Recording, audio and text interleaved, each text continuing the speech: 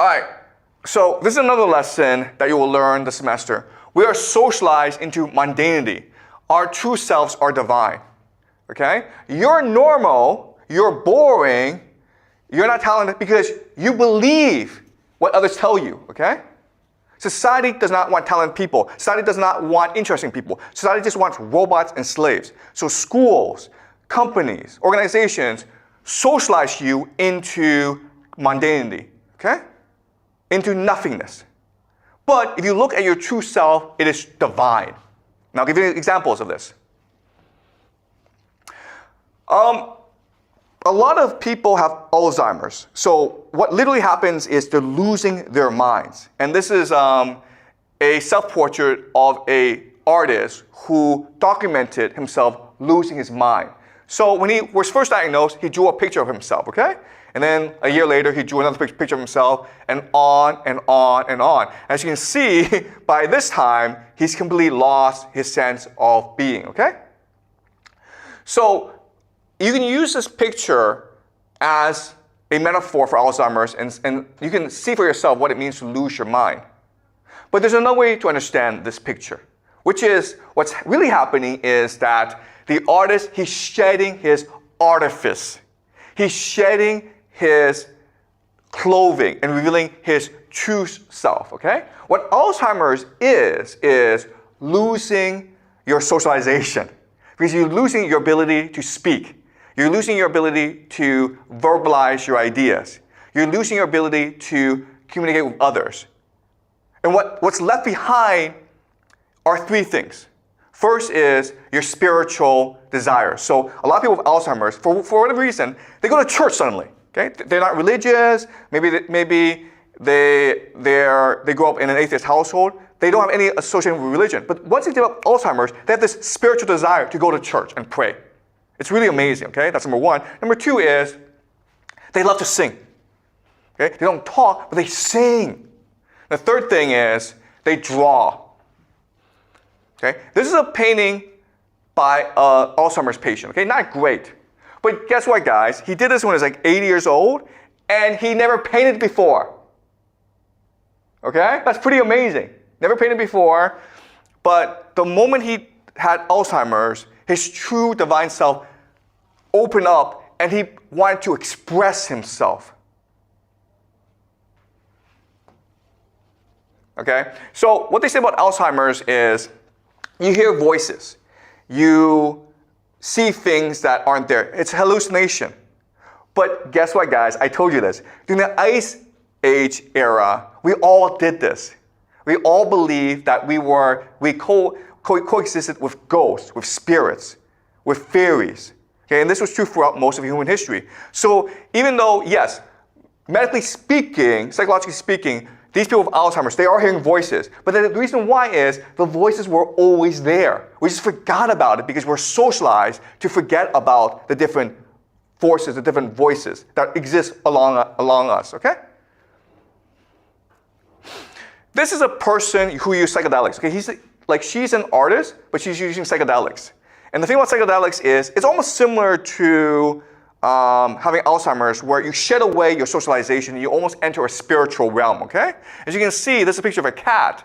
What she's doing is she's showing a cat that's the divine cat, okay? She's seeing the energy field of the cat. She's seeing the memory. She's seeing the aspirations. She's seeing the intuition, the imagination of the cat and embedding it into the artwork.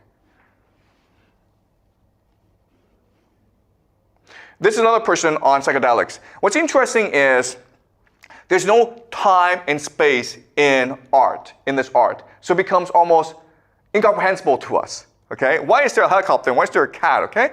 Well, that's how we truly are, okay? We don't have a concept of space and time. We see things as they are.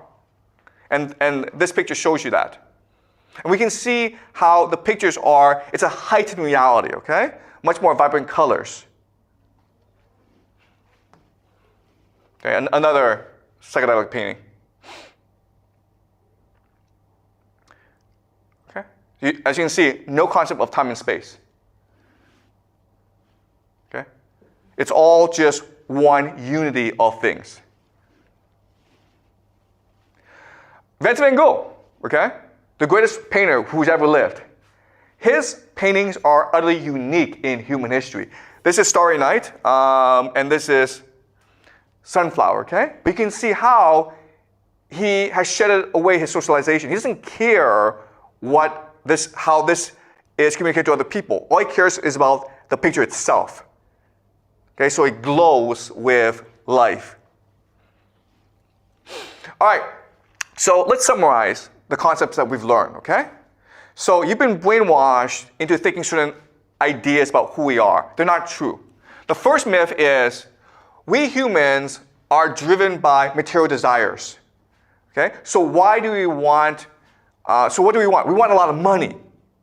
Okay? We want to pass on our genes. We want to marry a lot of beautiful women who are young, and so they can give us a lot of babies because we want to pass on our genes.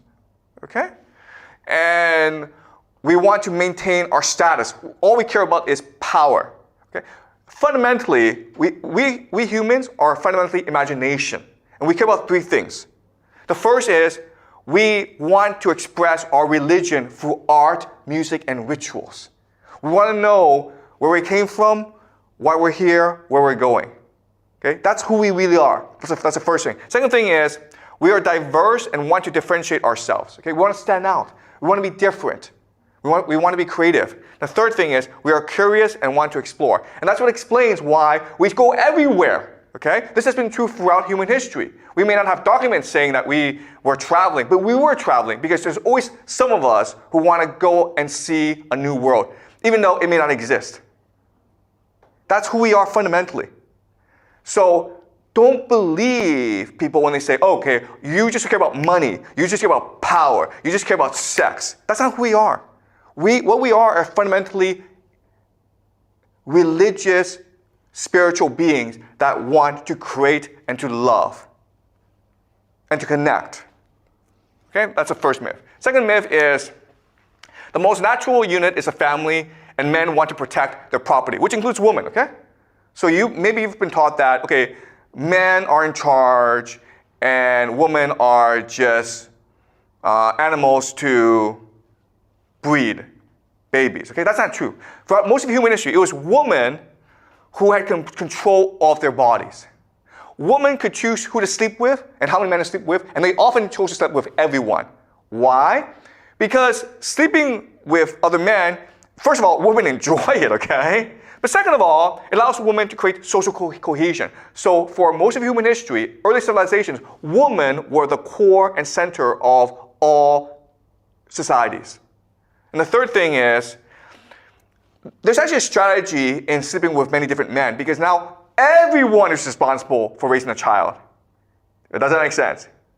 If I'm the father and I know exactly who my children are, then I'm going to protect my children and discard everyone else, okay? But if no one knows who the fathers are, everyone's responsible for taking care of every single child. And that's the best strategy that they can have, okay? Because that ensures that every child becomes successful. Okay? Does that make sense? Okay, so the second myth that we will discuss later on. Third myth, humans follow the iron rule of nature, survival of the fittest. Okay, that's what taught by Darwin, that's what evolution is. But that's wrong, okay? Throughout most of human history, humans cared for each other. We were compassionate, empathy, right? We believe that every creature has divinity, and those who are weakest have the most divinity. That's why when we kill an animal, we still thank the animal because we're all part of the same life cycle. All right? Number 4, humans have gotten smarter over the centuries. Civilization is far superior to primitive cultures. Again, this is wrong. Okay? The truth is that with the development of civilization, the human imagination has decreased. Our brains can be supercomputers if we allow them to be. Primitive people are more creative, which means they have better memories than we do, okay? They're able to recall more stuff. They're able to store more information. They're more sensitive perception. They have more empathy, okay? They know exactly how you're feeling, why you're feeling it, and how to make you feel better.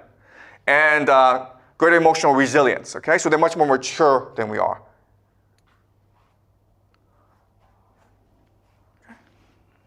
Number 5, we evolved from apes. The truth is that we are uniquely imaginative and we can choose our own evolution. don't believe we're apes, okay? If you believe you're an ape, then you're an ape, okay? If you're an ape, then you like to go beat people up and like have sex with like a lot of women, okay? But we're not apes.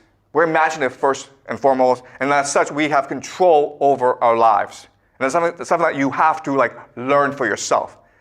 All right, so let me give an example of this to conclude the class.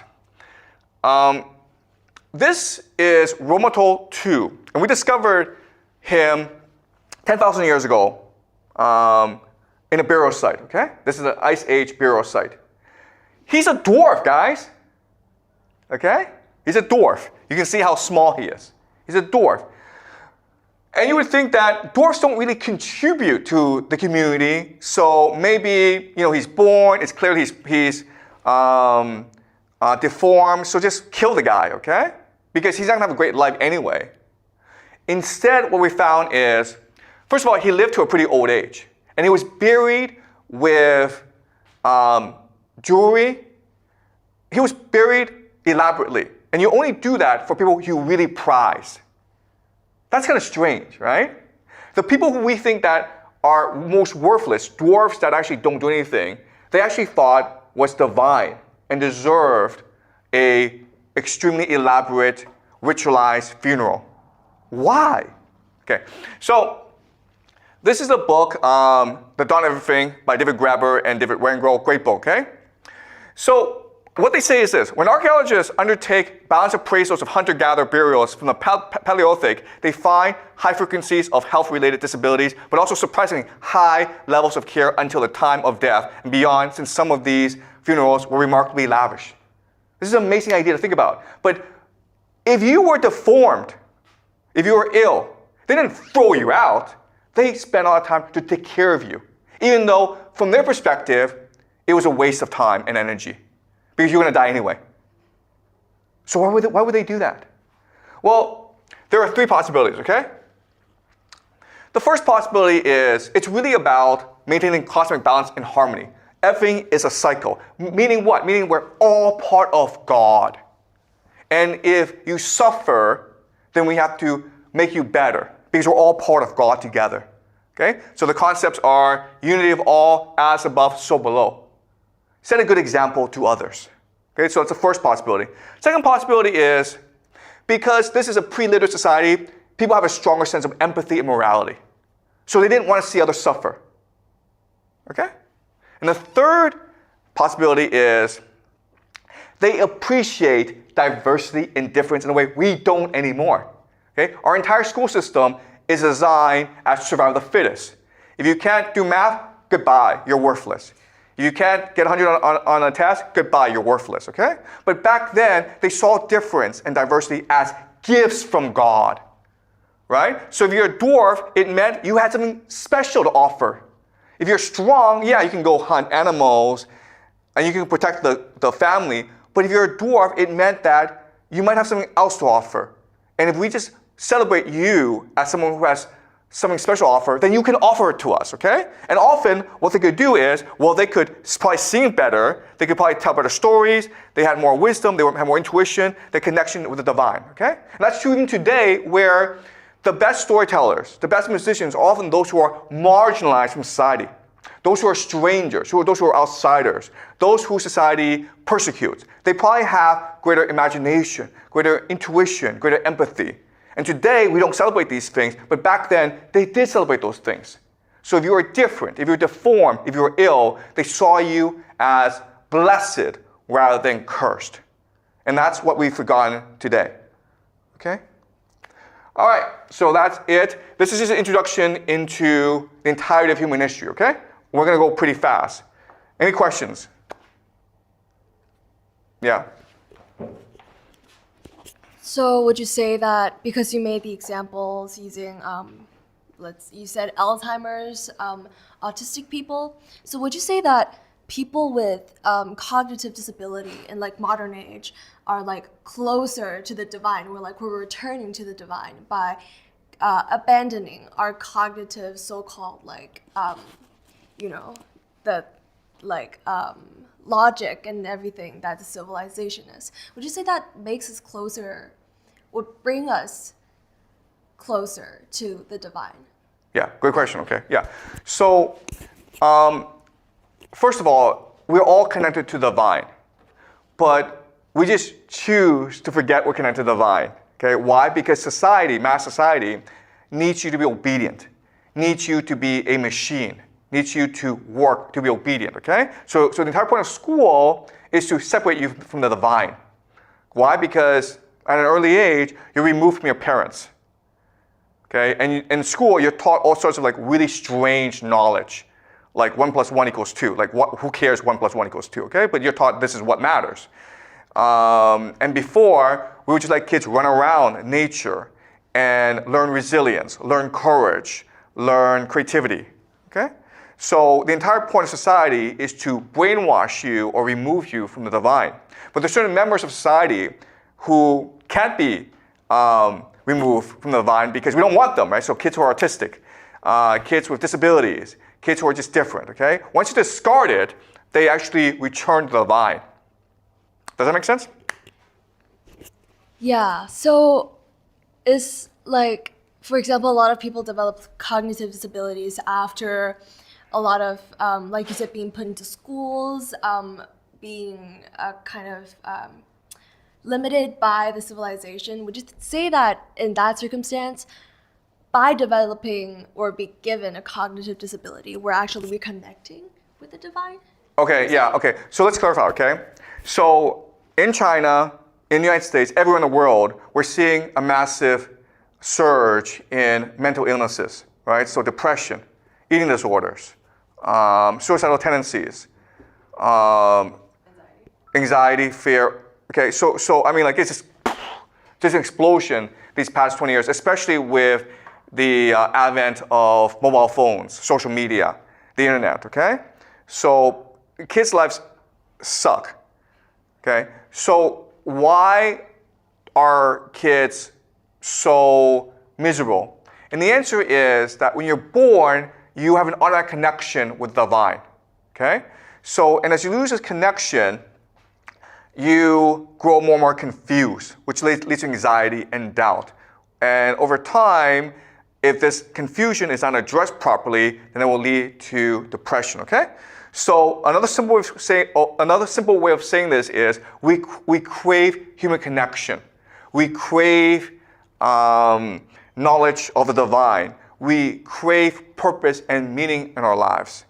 But the social media system has created this fake system in which you are in prison, our imagination is in prison in pursuing activities that absolutely have no purpose, right? So on social media, all you care about is likes. How do I get my friends to like me, okay? So you do sorts of silly things like, I don't know, post pictures of you dancing in Hawaii or whatever, even though it gives you no meaning, okay? So what's happening is, before we cared about what makes us happy, and now we care about what we think would make other people happy, okay? And that's not who we are. Okay, once you lose that connection to the divine, then you can only get lost. So if you deny your intuition, if you deny your emotions, then you'll just become more and more miserable. Okay, does that make sense? Okay. Like the strong empathy that you just mentioned, I thought that I'm curious where the strong empathy come from, because I usually thought that our empathy is shaped by the socialization and social norms by the society. Yeah, actually, that's a really good question. Okay, so empathy just means our connections with others. Okay, and this is something we're born with. So a mother is born with an emotional connection with a child, right? And the child has an emotional connection with the mother. And over time, as this connection grows, their empathy develops.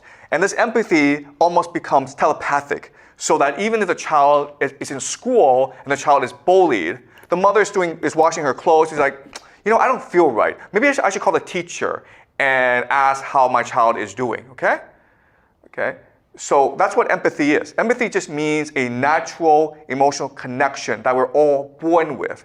But it's entirely possible, and we know this from our society, to break that connection by sending the child off to school, by having a child online too much, by having a child watch television too much, okay?